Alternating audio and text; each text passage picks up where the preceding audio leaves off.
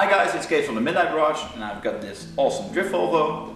The other night I went out drifting and I had some stuff laying in the trunk and basically it came through the window. So now it's time to replace it and we're going to show you how. So because I want this job done properly, I'm not going to do it by myself, but my lovely assistant Dylan is going to help me out and he has somewhat of an experience with this sort of thing. Maybe.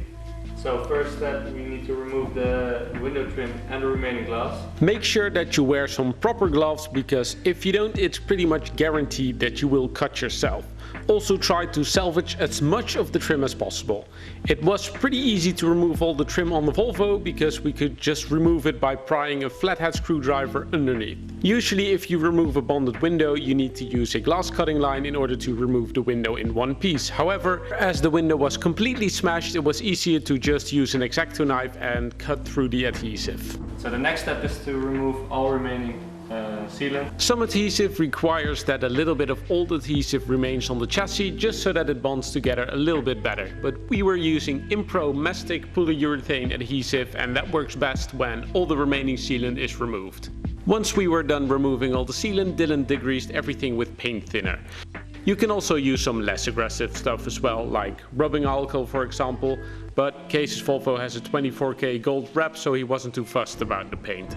Dylan has just degreased the window and now he is going to use some primer. He's going to put that on the window and then he's going to put some sealant on the window in order to install it. For best adhesion, it is recommended to put primer on both the window and the chassis. It is best to apply it with those funny looking round felt swab things which can be found at most car part stores. Once we applied the primer, we let everything dry for about 15 minutes. And now it is time to apply the adhesive. Make sure that you have a proper mastic gun for this, because as you can see right now in the video, we had a lot of problems of getting the adhesive out of the container. Apparently you can heat the container in some warm water, but we haven't tried that ourselves. The nozzle has a V-shape and the trick is to apply one smooth thin V-shaped layer of adhesive around the edge of the window trim. Make sure that you don't go too close to the center of the window, as then it might spill over into the window pane when you put the window back. Also make sure that you don't have any gaps, because then most likely you will end up with some leaks during the next rainstorm. And now it is time to put the window back. It is easiest to do so with a glass suction lifter, and as you can expect from a professional YouTube car channel like the Midnight Garage, we completely forgot to bring those with us.